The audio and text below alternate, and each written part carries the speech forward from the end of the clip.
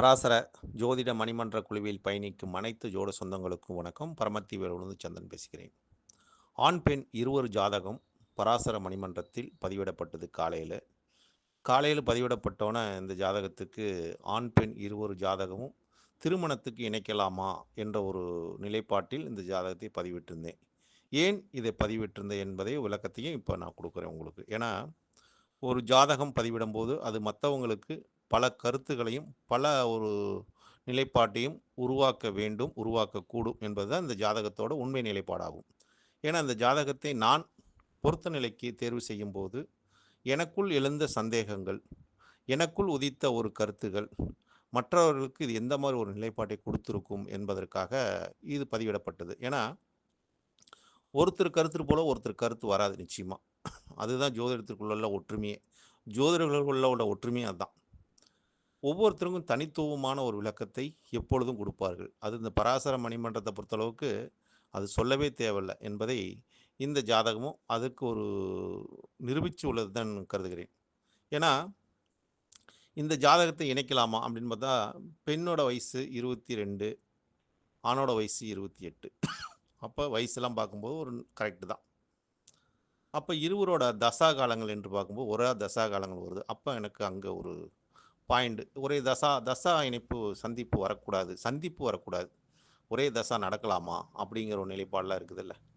அப்போ நம்ம நட்சத்திரத்தை வச்சு நம்ம பொருத்தம் பார்ப்பது இன்றைக்கி அனைவருக்கும் தெரிஞ்ச விஷயந்தான்.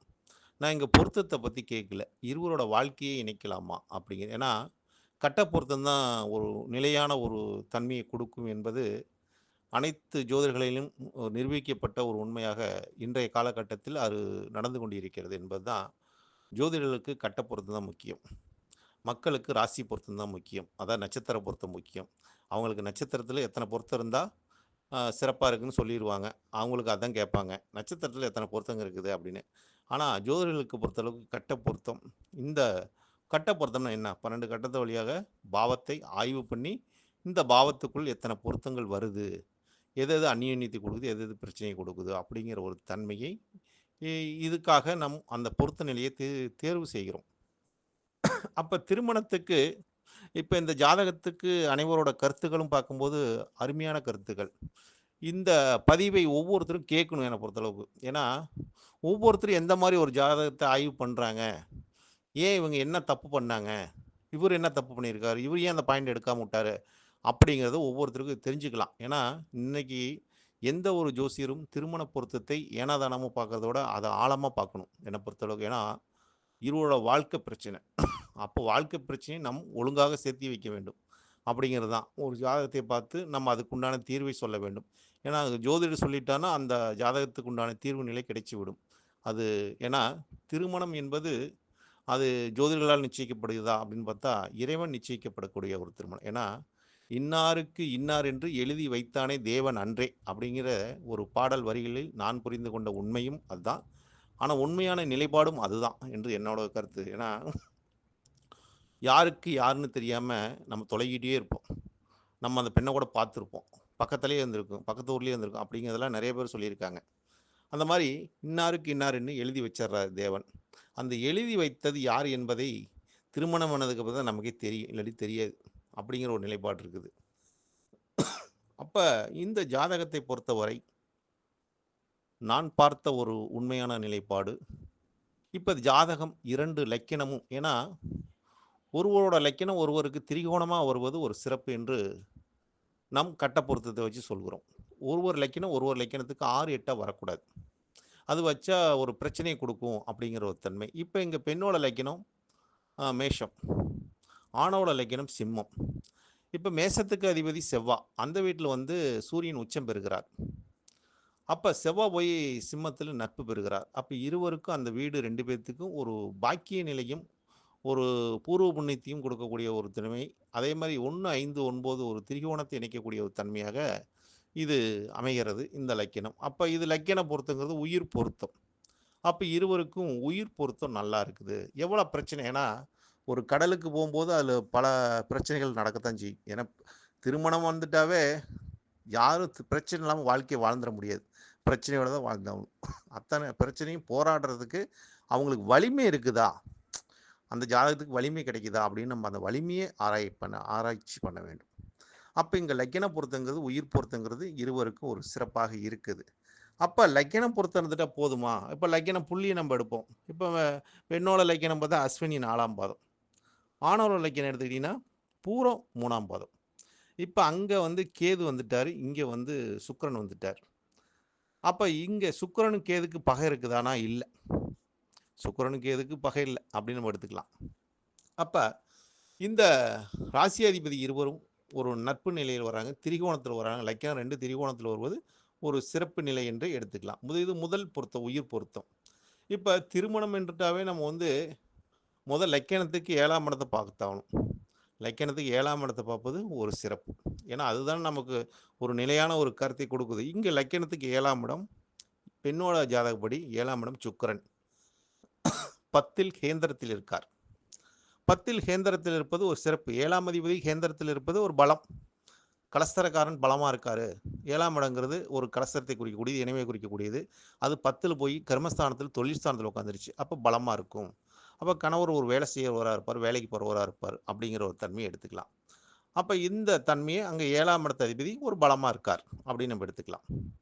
அடுத்தது நம்ம வந்து லக்கினத்துக்கு 7ஆம் இடத்தை பார்க்க, அது சந்திரனுக்கு 7ஆம் இடத்தையும் பார்த்தோணுமில்ல.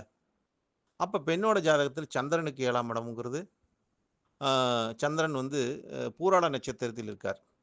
பூராடம் தனுசு ராசி. செவ்வாய் லக்னாதிபதியோட சேர்க்கை பெற்று பாக்கியத்தில் இருக்க அந்த பாவம் திதி சூனியம்.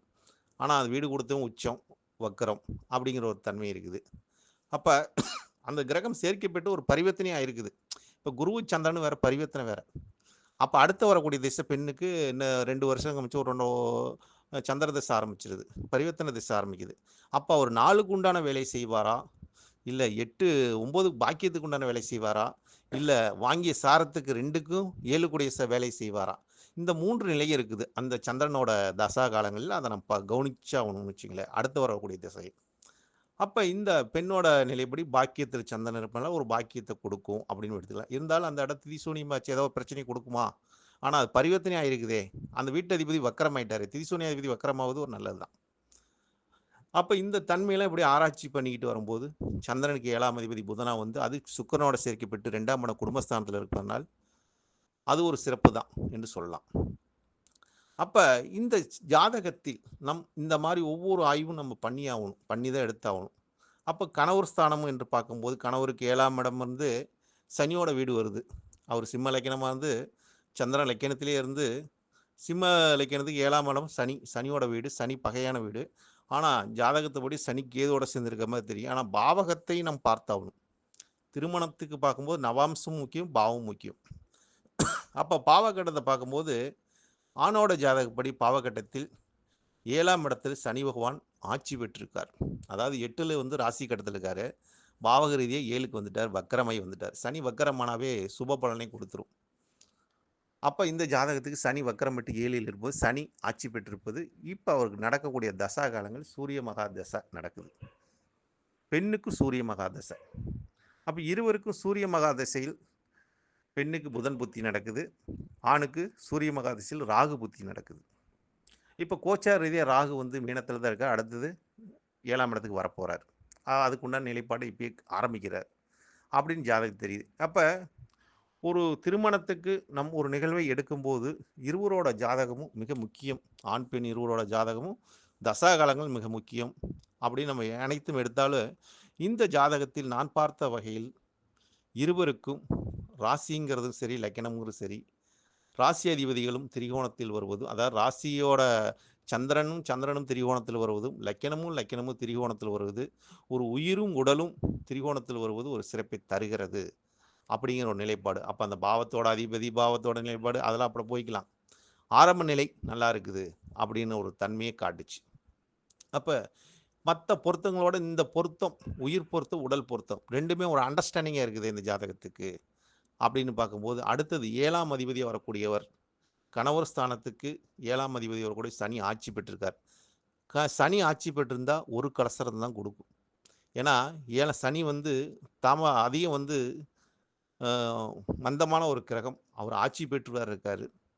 அப்போ அவர் வந்து 6ஆம் இடத்துக்கு 2ல் இருக்கார், 7ல் ஆட்சி பெற்றிருக்காரு, சுயசாரம் பெற்றிருக்கார். அப்போ சுயசாரம் பெறும்போது இவருக்கு வந்து அப்போ மனைவிங்கிறது ஒரு ஸ்திரமான ஒரு தன்மையை கொடுக்கும். அது ஸ்திரமான வீடு வேற. அப்ப அது பெண்ணுக்கு வந்து அது பாதகமா போச்சே! அங்க சூரியன் உட்கார்ந்து தசா நடத்துதே! அப்படிங்கிற ஒரு கேள்வி வருது. இப்ப எல்லாத்துக்கும் 11 வந்து ஒரு லாபம்னு சொல்றோம். இப்ப பாதகத்தில் யார் போய் உட்கார்ந்திருக்கா? பூர்வ புண்ணியாதிபதி உட்கார்ந்திருக்காரு. அதுதான் அசுப கிரகம் உட்கார்ந்திருக்குது அப்படின்னு பார்த்தா பூர்வ புண்ணியம் உட்கார்ந்திருக்குது. அப்போ பூர்வ புண்ணியம் உட்கார்ந்திருக்கும்போது அது ஒரு லாபம் நல்லது தானே செய்யும். கெட்டது செய்யாதே! அப்படிங்கிற ஒரு தன்மை இருக்குது. அப்ப அந்த வீட்டு அதிபதி வேற சனி ஆட்சி பெற்றாரு கணவர் ஸ்தானத்துல. அதே மாரி பெண்ணுக்கு 7ஆம் இடம்னு சொல்லக்கூடிய இடத்திற்கு சுக்கிரனோட வீடு துலாம். அது ஆணோட ஜாதகத்தில அந்த சுக்கிரன் ஆட்சி பெற்றார். பாருங்க, இந்த ஜாதகத்தை பார்க்கும்போது எந்த மாரி ஒரு தன்மையில இந்த கிரகத்தோட நிலைப்பாட்டை பார்க்க முடிகிறது என்ற ஒரு தன்மைய நவாம்சத்தில, அதாவது ஆணோட ஜாதகத்தில அ ஜா சுக்கிரன் ஆட்சி பெற்றிருப்பது ஒரு சிறப்பு. அப்ப இந்த ஒவ்வொரு சிறப்பு தன்மையும் இந்த ஜாதகத்தை இருவரோட ஜாதகத்தையும் பார்த்துக்கிட்டு இருக்கும்போது, ஆண், பெண் இருவரோட ஜாதகத்தையும் ஒவ்வொரு நிலையிலும் நம்ம ஆய்வு எடுக்கிறோம். இந்த ஆய்வு எடுத்து எடுத்து நம்ம ஒவ்வொரு கருத்துக்களையும் பதிவிடும்போது 7ஆம் அதிபதி தான் நம்ம முக்கியமா கவனிச்சாகணும். இப்ப பெண்ணோட ஜாதகத்துல 7ஆம் அதிபதி எந்த பாவகிரகமும் இல்ல. 7ஆம் இடத்திலே பாவகிரகம் இல்ல. அப்ப அந்த பாவகிரகம் இல்ல. ஆனா, ஆணோட ஜாதகத்துல ஆட்சி பெற்றுச்சு. அந்த 7ஆம் இடம். கலஸ்தர சுக்கிரன் ஆட்சி பெற்றுட்டார். ஆனா, பெண்ணுக்கு அதுதாங்க 2க்கும் 7க்கு உடையவன் 10ல் கேந்திரத்தில போய் உட்கார்ந்திருக்கார். குடும்பாதிபதி ஆணோட குடும்பாதிபதியோட சேர்க்கை பெற்று உட்கார்ந்துட்டார். அப்ப அது ஒரு சிறப்பை காட்டுது. அப்ப இந்த ஜாதகத்தை ஆய்வு பண்ண இருவரோட கிரக நிலைகளும் நேரடியா பார்க்கும்போது பல தோஷங்கள் இப்ப சனியும் பெண்ணோட ஜாதகத்தில சனியும் அ கேதுவும் சேர்ந்து இருக்கிற மாரி இருக்குது. சனியும், கேதுவும் சேர்ந்து இருக்குது. அ அப்ப சேர்ந்திருந்தா அது ஒரு தோஷத்த தானே குடுக்குது. சனியும், ராகுவும் சேர்ந்திருந்தா ஒரு தோஷம் தானே! அப்படிங்கிற ஒரு தன்மைய காட்டுது நம்ம ஜாதகத்துக்கு. அப்ப அந்த தோஷம் காட்டுனா கூடங்க, ஆனா சனி பாருங்க, அந்த பெண்ணோட ஜாதகத்தில பாவக ரீதியா 3க்கு போயிருச்சு. 3ஆம் இடம் தைரியம், தன்னம்பிக்கை குடுக்கக்கூடிய ஒரு பாதகாதிபதி 3ல் இருக்கார். அதுக்கு திரிகோணத்தில இருக்கார். அப்ப சனி ஒரு 3ஆம் இடங்கிறது ஒரு முயற்சிக்கு 3ஆம் இடத்துல சனி இருந்தாவே ஒரு தைரியம், தன்னம்பிக்கை குடுக்கும். ஒரு அவங்களுக்கு ஏதோ ஒரு அசட்டு தைரியத்த குடுக்கும். அவங்க முயற்சிக்கு வெற்றிய குடுக்கும். 3ஆம் இடத்துல சனி இருப்பது நல்லதுன்னே சொல்றோம். அப்ப இந்த தன்மைய நம்ம பார்க்குறோம்னு வச்சுக்கங்களேன்.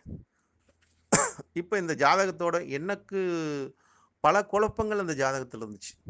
இந்த பல குழப்பங்களும் இப்போ ஒவ்வொருத்தரோட ஆய்வு கேட்கும்போது ஒரு தெளிவான நிலைக்கு வந்துட்டுன்னு வச்சுக்கங்களேன். அப்ப இருவர் ஜாதகத்தோட ஏன்னா, நம்ப பொருத்தம் பார்த்து சொல்றதுனால அவங்க வந்து சேர போறதில்ல, என்ன பொறுத்தளவுக்கு. நம்ப நெறைய ஜாதகம் நான்லாம் பொருத்து பார்த்துலாம் குடுத்துருக்கேன். இந்த ஜாதகம் சேர்த்து வையுமே, அவங்க ஏதோ ஒண்ணு ஒத்துழைக்கிங்க, எங்களுக்கு அவங்களுக்கு ஒத்து வரலைங்க அப்படின்னு அவங்க ரிஜெக்ட் பண்ணிட்டு போயிருவாங்க. அ நம்ப எதெல்லாம் நம்ம வேணாங்கிறோமோ, அவங்க அத சேர்த்திக்குவாங்க அப்படிங்கிற ஒரு தன்மை இருக்குது. அது மாரி இந்த நமக்கு பொருத்தம் பார்க்குற குடுக்குற வேலை என்ன? இந்தந்த கிரகம் இந்த மாரி இருக்குது. இந்தந்த நிலைப்பாட்டை கொடுக்கும். அப்ப எந்தெந்த காலகட்டத்தில் கொடுக்கும் என்பதை ஆய்வு பண்ணி நம்ம சொல்லணும். இந்த ஜாதகத்துக்கு சேர்த்தலாமா? வேண்டாமா? ஒரே கேள்வி அப்படிங்கிறது தான் வந்துச்சு. அப்ப இந்த ஜாதகத்தோட ஒரு உண்மை நிலைப்பாடு பார்க்கும்போது, தோஷங்கள் இருவருக்கும் தோஷ நிலை உள்ள ஜாதகம். இது சந்தோஷத்த குடுக்குமான்னு பார்த்தா, அதாவது இவங்களுக்கு தோஷங்கள் இந்த ஜாதகத்தில் அதிக அளவில் இருக்குது. 2 பேத்துக்குமே இருக்குது. ஆணுக்கும் இருக்குது, பெண்ணுக்கும் இருக்குது. அப்போ ஒரு தோஷத்தோட சேரும்போது ஒரு சந்தோஷம் கிடைக்கும் என்பது உண்மையான ஒரு நிகழ்ப்பாடு. ஆனா பாவக கட்டத்து ரீதியாக இந்த இருவரோட ஜாதகத்தையும் பார்க்கும்போது, பெண்ணோட ஜாதகத்தில் 2ல் இருக்கிற சனி பகவான் 3க்கு போயிட்டார்.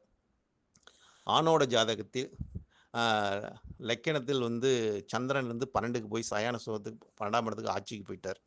2ல் ராகு. இருவருக்குமே 2ல் ராகு இருக்குது. அதாவது இருவருக்கும் ராகு பகவான் 2ஆம் இடம் வாயுங்கிற கிரகம் 2ல் இருக்குது. இருவருக்கும் 7ஆம் இடம் ராசி கட்டத்தில எந்த பாவ கிரகமும் இல்ல. ஆனா பாவக சக்கரத்தில இந்த 7ஆம் இடத்தில ஆட்சி பெற்றிருக்குது. ஆணோட ஜாதகத்தில சனி பகவான். பெண்ணோட ஜாதகம் 7ஆம் இடத்துல எந்த கிரகமும் இல்ல. ஆனா பெண்ணோட ஜாதகப்படி 7ஆம் அதிபதி ஆணோட ஜாதகத்தில ஆட்சி பெற்றிருக்குது சுக்கிரன். அப்ப இருவருக்கும் அந்த ஒரு கிரகங்கள் சூட்சம வலுவை இந்த ஜாதகத்துக்கு கிரக சூட்சம வலுவை குடுக்குது. அப்ப பெண்ணோட சூரிய தசா சீக்கிரம் முடிய போகுது. அது ஒரு ஒரு 2 வருஷத்துக்குள்ளயே அது முடிஞ்சிரும். இப்ப ஆணுக்கு சூரிய தசா 4 வருஷம் இருக்குது. 4 1/2 வருஷம் இருக்குது. அப்ப ஆணுக்கு சூரிய தசை லேட்டா முடியுது. பெண்ணுக்கு சூரிய தசை சீக்கிரம் முடியுது. அப்ப பெண்ணோட சந்திர தசா சீக்கிரம் வருகிறது. பரிவர்த்தனை யோகத்தோட கிரகம் வருது.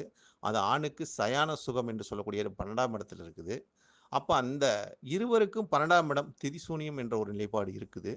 இருவருக்கும் பெண்ணுக்கு வந்து பாக்கியம் திதிசூனியம், ஆணுக்கு வந்து பூர்வ புண்ணியம் திதிசூனியமா இருக்குது. அதுக்கு அடுத்தது 12ஆம் இடம் திதிசூனியமா இருக்குது. அப்ப ஒரு மைனஸ் இதில என்னன்னு கேட்டா, ஒருத்தருக்கு பாக்கியம் திதிசூனியம், ஒருத்தருக்கு பூர்வ புண்ணியம் திதிசூனியம். அப்ப அந்த திதிசூனியாதிபதி ஆணோட ஜாதகத்திலும் ஆட்சி பெற்றிருக்குது.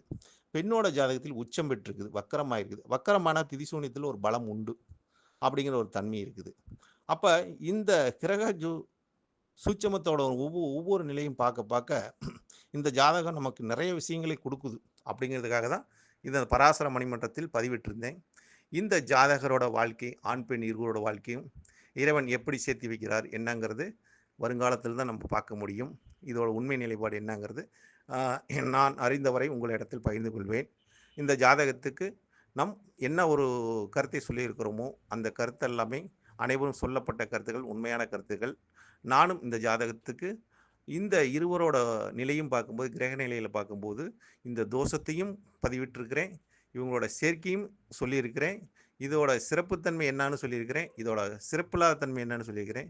இந்த இரு நிலையும் இவங்க கேட்டுக்கிட்டதுக்கப்புறம் அவங்களோட வாழ்க்கை எப்படி அமையுது என்பது இறைவனோட ஒரு நிலைப்பாடாக இருக்கும் என்பதற்கு தான் நமக்குள்ள ஒரு சந்தேகம் வரும்போது ஒரு ஜாதகத்துக்கு நமக்குள்ள ஒரு குழப்பம் வரும்போது அதை இந்த பராசர மணிமன்றத்திலும் ஒரு ஆய்வுக்காகவும் ஆராய்ச்சிக்காகவும் மற்றவர்களுக்கும் இது ஒரு பயனளிக்கும் என்பதற்காகத்தான் இந்த ஜாதகத்தை பதிவிட்டிருந்தேன். வேறு ஏதாச்சும் உங்களுக்கு சந்தேகம் இருந்தாலும் கேட்கலாம். ஏன்னா இது வந்து ஒரு பொருத்தத்துக்கு வந்த ஜாதகம் இணைக்கலாமா வேண்டாமான்னு வந்ததுக்காக அதுக்கு உண்டான பதிலையும் நம்ம 2 விதத்துலையும் சொல்லியிருக்கிறோம். இப்போ நம்ம குழுவிலேயே பார்த்தீங்கன்னாலும் ஒரு 25% இணைக்கலாம்னு சொல்லியிருக்காங்க. 75 அதாவது ஒரு 40% இணைக்கலான்னு சொல்லியிருக்காங்க. 60% இணைக்க வேணாம்னு சொல்லியிருக்காங்க. அதுக்கு உண்டான சராசரி விளக்கத்தையும் கொடுத்துருக்காங்க. இணைக்கிறதுக்கு உண்டான விளக்கத்தையும் கொடுத்துருக்குறாங்க. ஏன்னா, ஆண், பெண் வாழ்க்கை என்பது திருமணம் ஆயிட்டாவே யாரும் கஷ்டம் இல்லாம வாழ முடியாது. பிரச்சனை இல்லாம வாழ முடியாது. அப்படி வாழ்ந்தோன்னு சொல்றவங்க ஒரு சிலர் கூட சொல்றதுக்கு வாய்ப்பு இல்லைன்னு தான் என்னை பொறுத்தளவுக்கு தோணுது. அது மாரி பிரச்சனைகளோட வாழ்வது தான் இந்த கிரகம் கொடுக்கிறது நமக்கு வலியும் வேதனையும் தான். அப்ப அதெல்லாம் யாரெல்லாம் சமாளிச்சு வர்றதுக்கு ஒரு ஜாதகத்தில தகுதி இருக்குதா? அவங்களுக்கு பலம் இருக்குதா? என்பதை ஆய்வு பண்ணி பார்ப்பது, ஆய்வு பண்ணி சொல்வது நம்மளோட கடமை. அந்த கடமையை சரியாக செய்கிறோம் என்பது என்னோட கருத்தாகும். இதை ஆய்வு பண்ணிய அனைவருக்கும் மனமார்ந்த நன்றிகள், நெஞ்சார்ந்த நன்றிகள். வாழ்க வளமுடன். பிரமத்தி வேலுடன் சந்திரன்.